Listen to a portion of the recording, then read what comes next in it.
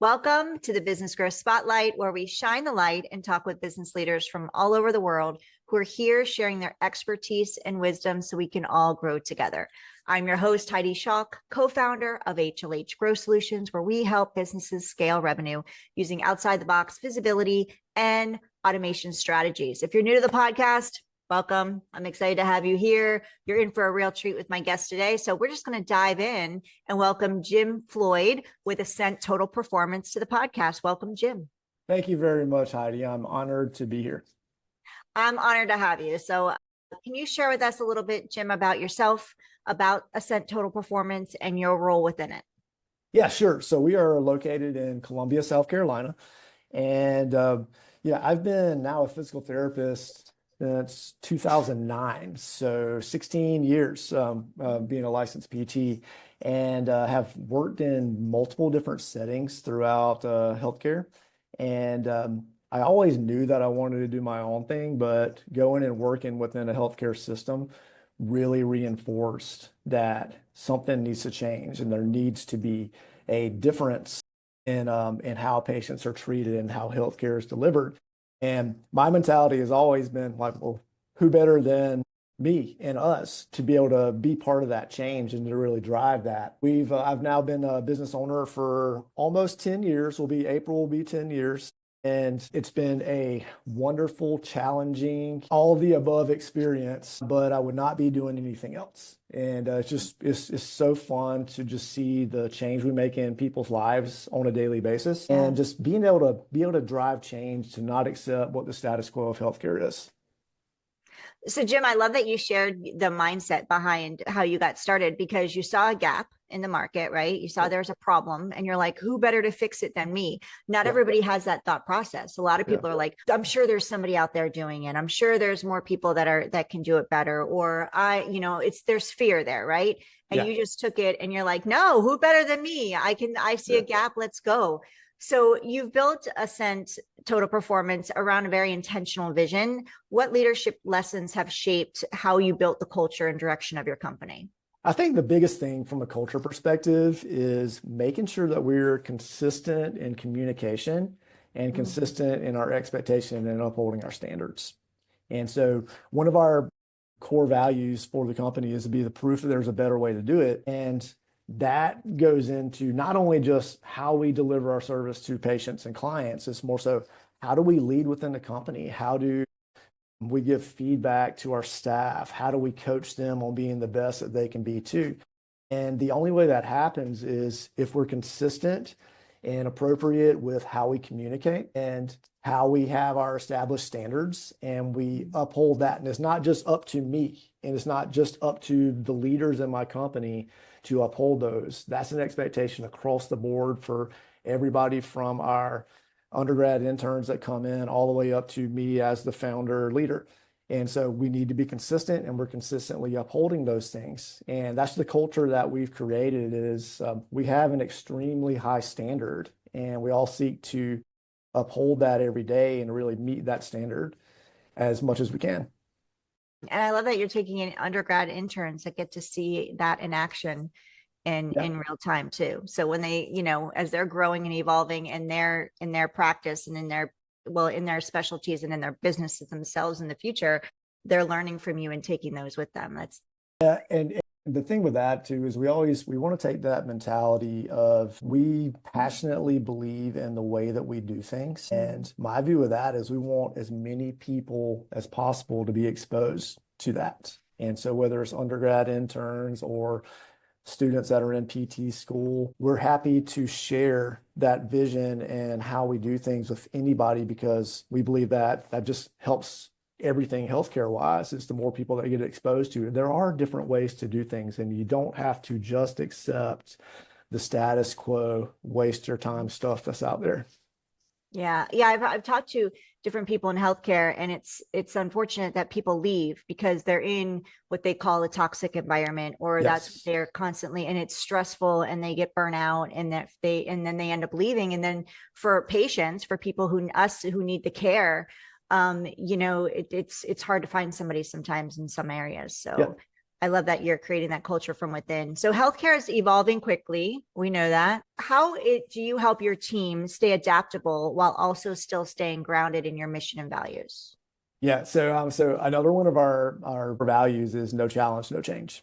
And so we apply that with how we do with our patients, but also more so, even more so for ourselves. And so we want to constantly challenge ourselves to get better at our craft and to stack on more skills. And so continuing education is a really big component of our company. In our every meeting we have an education component as well. And then we have a healthy budget for all of our staff to continue going and pursuing things that they're really passionate about and different niche practice things and all that.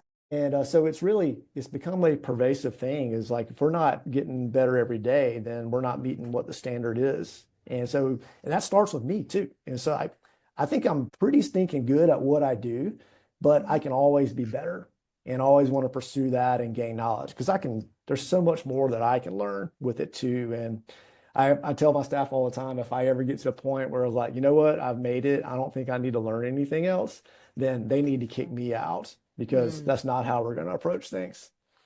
Yeah, I think that we should be approaching that in every single business, no matter what Absolutely. field niche we're in.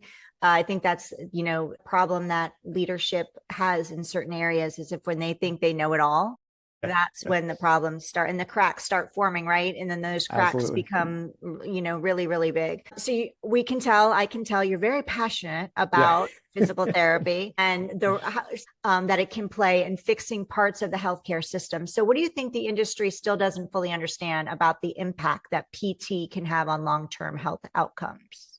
I think a lot of it comes to prevention and overall optimization of all the holistic factors that go into health. So if we see where we are, healthcare system now, most of it is a reactive system. So Mm-hmm. you get sick, here's some medication to take. You have an injury or whatever it is, here's a surgery that supposedly fixes it. Why don't we approach it in the opposite direction of, why can't we do things that prevent you from getting sick in the first place, or prevent you from having that injury in the first place? And I think that's where physical therapists are uniquely positioned, because we are the neuromusculoskeletal experts with that. We have really advanced training in how do we assess, how do we look at overall movement and how that relates to all these specific demands that our body has on a daily basis, regardless of what our daily activities are. So it needs to move more to where we're looking more at prevention and then early intervention for if someone does have something. So I'm sure everybody listening has had an experience where they have some kind of injury or anything like that, and they either go to an urgent care place, and the urgent care place is, okay, here's some anti-inflammatories to take, go get an MRI or an X-ray, all that stuff. By the time they actually are getting something that is going to help, it could be 1 to 2 weeks after they actually have had that initial injury. So physical therapists, we are direct access practitioners. And so there's no need for someone to have to go through this whole process to be able to Mm. get in to see the person who can actually do a full assessment of every single system in the body and figure out what the root cause is, and then be able to immediately address it. So if you had the ability to redesign one part of the current healthcare system tomorrow, what would change first? And where does physical therapy play in that role? So obviously I'm biased, and you're going to get me up on a soapbox with this, but it really is. We should be the front line, the primary care practitioners for those neuromusculoskeletal practitioners, those neuromusculoskeletal conditions. And so that's what our training is in. So we also can recognize, and okay, this is not something that's appropriate for us to treat. Let's consult with your internal medicine physician. Or I really think you need to have an orthopedic consult for this specific injury. And so we have the training and being able to recognize those things that, hey, this is an easy thing to treat. We should be able to help this within a couple of weeks. It's going to save the patient a lot of money. It's going to save them having to go through all the imaging and medication and all that stuff, but also being able to recognize, hey, this might be something that's a little bit more of a visceral issue that's out of our wheelhouse, and we need to refer this to the appropriate provider. So Is the delay there more of a lack of knowledge on the patient's part, or is it a insurance required like process, or is it available through telemed where somebody can do that with you and then you can move Yeah. them forward somewhere else to kind of create efficiency, or is it a combination of all three?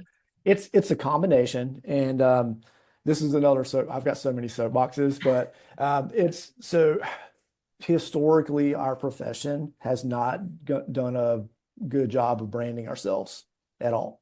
And so most people, when you think about physical therapy, it's like, oh, okay, we're going in there, going to lay on a table and do some little leg raises or do a little ultrasound wand or anything like that. That was maybe the standard of care 25, 30 years ago. What we do as modern PTs is so much different that the perception of still what we do is kind of stuck a little bit in more the old school model. And I think that we have not done a good enough job of marketing that and really showing what the capabilities and the power of what we can do on a daily basis, to where that's still not an accepted thing. We should be the first thought of like, oh man, my shoulder's hurting, I need to go see my PT. But generally that might be the fourth or fifth thought now. Yeah. So let's talk about promotion. Yeah. You, before you got your doctorate, you have a background in marketing and advertising. Yes. Yeah. So I'm sure you're able to do a lot of this probably on your own. I don't know if you have a team that helps support, get the message out there, but how are you getting the word out there, visibility wise, marketing wise? Like, what's working for you? And Yeah. on the flip side, Jim, are there things that you've tried that are like just didn't get you the ROI that you had hoped for? Yeah. So I think a lot of it comes down to just the more that we can put out there and as examples of what we can do, the better. So, of course, social media is a big tool. Myself, I try to stay off of social media as much as I can, but we also understand it's a really good tool for putting our message out there. And so we do that consistently. A lot of it, especially locally, is through going and doing seminars and speaking to groups and talking about the power of what we're able to do. As far as like print media, different things like that, we've dabbled some. There's not a huge ROI in our profession with those things. It's more Mm. so about exposure through doing seminars, a lot of SEO optimization things. So when somebody does search for shoulder pain or back pain, we're going to show up, and then they can see how we do things on our website or on our social media channels, all those things. That seems to be the most effective for us. And of course, Google reviews as well. And I think we're up to 230 something 5-star ones. And so those are the things that really help to drive just visibility with that. But it's also something too where the more we can just get the message out there and the better. And we want to have a good combo of practical things, but also things that highlight our culture. We tend to have a lot of fun in what we do, but also really, really high standards with everything too. And so we like to have a good mix of everything that we're putting out there. But the biggest thing is I want things to come through as this is what we're passionate about. This is what we do on a daily basis, and this is our why of why we do it. And I think that resonates with the people that we would want to see. Yeah. Yeah. People get really behind the why. And Yeah. then when they know that you're passionate about helping them, it's like, oh, it's such probably for them refreshing in many ways. Yes. Yeah. Yeah. Um, so let's talk about challenges. So, Jim, at the beginning of our conversation, you had mentioned that there are some ups and downs, some challenges you faced with growing your business. And can you share with us maybe one or two of what those challenges were and Yeah. how you overcame them? Yeah. So I think a lot of it was, I thought I knew what I was doing when I first started, and I had done all the research, read all these business books and leadership things, and I had been involved in athletics and been team captain and all those kind of things through the years, and had always naturally been in a leadership position.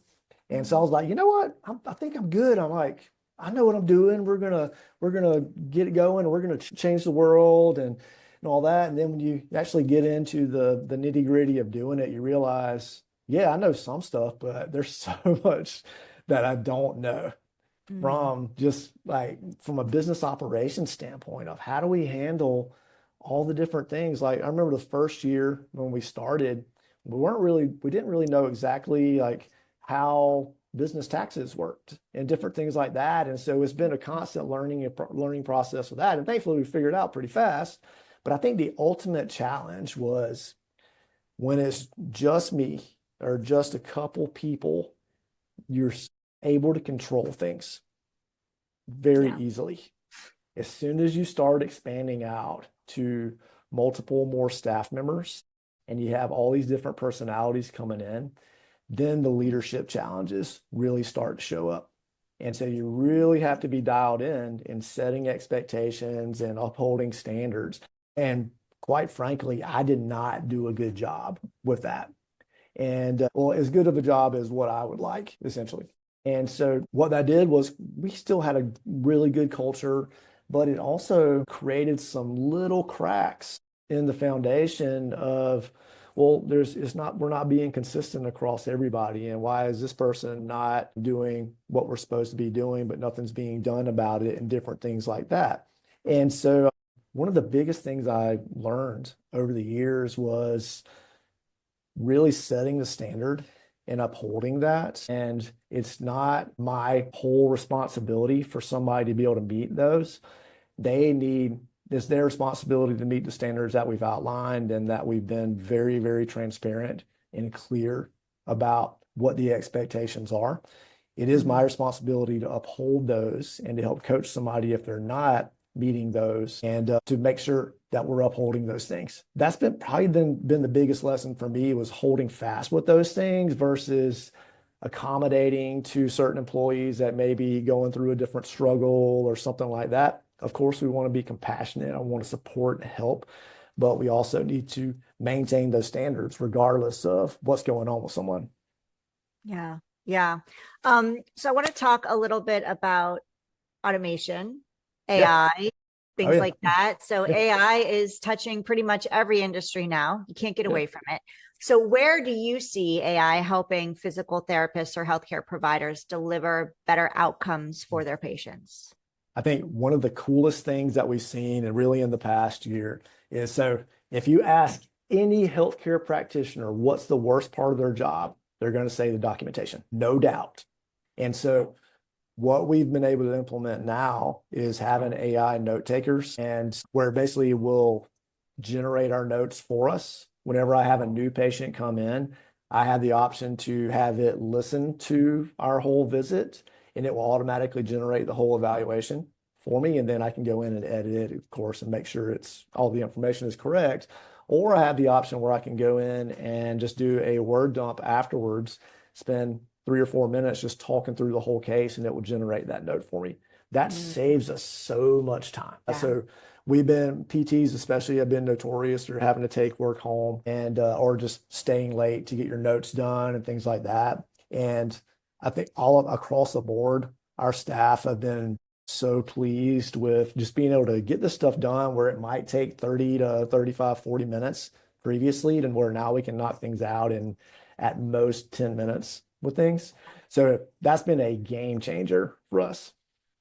Yeah. And also, I'm sure it gives you more time with the patient as far as like having the Absolutely. Yeah. conversation and being really fully present, which means a lot to your people, your patients. Yeah. So in a field built on human movement and hands-on care, which part of physical therapy should always remain human, even as AI and technology evolve? I think the in-person care is going to be the big aspect of that is yeah, I mean, AI is really advanced a lot. It's hard it's hard for an AI to pick up the nuance of what someone's telling you or being able to watch somebody move and know exactly, okay, that's a hip issue, even though they have pain in their low back, different things like that. And so I think that's going to be the thing that is going to be really hard to replace that human element of reading between the lines and really figuring out what that root cause, because we can spit out a bunch of data, give it all these different things, and it can actually probably help assist with a differential diagnosis and different things like that. But that ultimate nuance of having a conversation, whether it's a virtual conversation or in person, and really watching somebody move. I think it's going to be really hard for that to be replaced. Yeah, absolutely. So if I could give you a magic wand, Jim, and you can wave it over one issue or challenge that you're having right now, and then you can, and magic wand would go poof and take it away. Yeah. What would that be and why? I think we're in a bit of a challenge right now as far as insurance payment goes for the services that we provide. And so the way that we set up, we do not contract with all insurances. We actually only contract with a couple because the remainder of them do not value the way that we do things. Because we do solely one-on-one treatment and we don't use any assistants or aides or anything like that. Anybody who comes to see us is going to be with a doctor. And what we get paid for those things is not commensurate with our level of value and the premium aspect of our service. And so one of the big things that we need to continue to advocate for is showing the value of what our profession does. And and that should be reflected in the payments that we get from Medicare and Blue Cross, et cetera, all the ones out there. And so that would definitely be my magic wand thing, because I think that would help to ease a lot of the tensions that are out there, a lot of the burnout that is out there as well. Most companies resort to multiple patients at one time, and in order to generate the revenues that they need to pay their staff and to generate profit and all that, we've chosen to go the opposite route of leaning a little bit more into that premium care model. And we only take a couple insurances and the remainder is self-pay, cash pay. And that's how we chose to do it. But actually being paid a little bit better for what we do would go a long way in helping the profession and real honestly overall healthcare. It's not just us, it's across the board with a lot of, especially ancillary providers. Yeah. So we talked about, now that you mentioned this piece of it, of your business, and when we talked about AI a little bit in automation of documentation, which is highly supportive and helpful. Are you also automating medical billing, or is that something you still handle internally to help you all become more efficient? We still handle it internally, but what we have seen is there are some increased efficiencies now with because it gets so complicated and there's so many hoops you have to jump through that it can speed up that process a good bit. And so we've seen a good bit, and I've seen some things now to where there is truly a pure AI component of handling all of the billing aspects. I think in one respect that gives us a little bit more of a competitive advantage of still having a real human doing that, and that any of our patients can call to ask a question. Our biller does an absolutely excellent job with all of that and just fully gets what our vision is and believes in it. And she's actually our longest tenured employee now too. And so she does an awesome job and is just such a great steady presence within our company and a leader within our company. So I think that honestly gives us a little bit of an advantage versus the standard where somebody just calls in and they're going to get redirected 3 times and never get anything resolved. Yeah, absolutely. So my final question for you, Jim, is what does success look like for you and Ascent Total Performance in the next, say, 12 months? What are the big goals and what does success look like for you? Yeah, so we are continuing to lean into a premium service from a physical therapy perspective, but also wellness, performance coaching, personal training, all those things too. We know that there is a really big push right now with all the longevity medicine and different things like that. I believe that we are in an ideal position to be able to facilitate those things. And so we're building out some current programs now of doing more like health optimization coaching and longevity coaching that look at every single facet of our lives and what we're able to do to really optimize, not just go through life, but optimize that life too. So what I'd love to see us as we continue to grow into that over the next year. And from an overall success thing for me, biggest thing for me is I really want all of my staff to love what they do and are fulfilled with what they're doing. Love coming in and getting to change people's lives every day. And if I'm able to continue to be able to facilitate that, I'm doing my job. And of course, we want to continue to grow and maybe not even more locations or anything like that, but just continue. I view it as the more people that we can get in, that's just every single person is one more that we can change their perception of what we do as physical therapists. And so that's the ultimate success for me. Yeah, amazing. So, Jim, how can people connect with you for those listening and they're like, I got to talk to this man?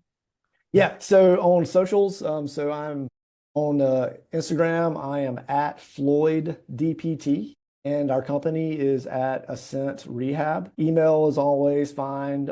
So Jim at Achieve ATP, and you can reach out through our website as well. That's achieveatp.com. I'm on Facebook as well. Always happy to chat with anybody if anybody has questions business wise or just is interested in kind of taking that next step and really doing a lot more health optimization. I work with a lot of executives and entrepreneurs that really value their time, and we tend to be very efficient in the delivery of what we're doing and really helping to optimize everything that they do too. So I'd love to connect if anybody out there is interested. Absolutely. So for those of you watching us on YouTube, thank you. Jim and I are say hello. We would love for you to share this. So if you know of somebody that would benefit from physical therapy, learning more about it, learning more about Jim and his practice, his facility, then definitely share this with somebody that you know. And go to connect with him. We also have all of his contact information inside the show notes. So if you're driving, no worries, we got you. And you can go to achieveatp.com to learn more. If you're listening to us on your favorite podcast platform, thank you. We're grateful you're here with us. And if you feel so inclined, we'd love for you to leave a review, 5 stars preferably. The reason why mainly is because that helps the platform push Jim, this interview with Jim, out to more people so more people can learn about what he does. And also for those who are looking to grow their business, learn from all that Jim shared. Jim's done it. He's still doing it. He's been through it. He's shared his challenges, what's worked and what hasn't worked. So we'd love to get this out for more people. Jim, before I let you go, do you have anything that you want to share or say that I didn't get to ask you or we didn't touch on today? I think the big thing is to reiterate that no one has to accept just status quo care. There is a better way to do things. Don't accept just getting put into a system and being ignored or getting less than standard care. Advocate for yourself within the healthcare profession. Seek out those practitioners that purposely do not participate in the mediocrity that is out there. Make sure you advocate for yourself. That's the number one thing that you can do for yourself. I think that's fantastic and a perfect way to end. I've talked to a lot of professionals in the medical space lately, and they're all seeming to be moving into that. Like, let's make things better. It's areas that are broken, and we're here to fix it and change it and give the patients a better experience. And I love what you said, like, you don't have to accept it. We can tend as patients to think, well, that's just the way it is. Yeah. And it's how it is. It's how it's going to be and what you said, like, be your own advocate is key. We get to, nobody's going to care about us more than ourselves. Right. Exactly. So you need to advocate for yourself and always know that there's something better out there if you're not happy. Thank you, Jim. This has been an amazing conversation. I've really enjoyed it. I've learned a lot. So I appreciate your time. I know you're a busy guy. Thank you all for listening to Jim and I. Make sure you go to connect with him, check him out, follow him on social, send him a DM. Super great guy. You'll enjoy the conversation. And I look forward to seeing you all on the next episode of the Business Growth Spotlights.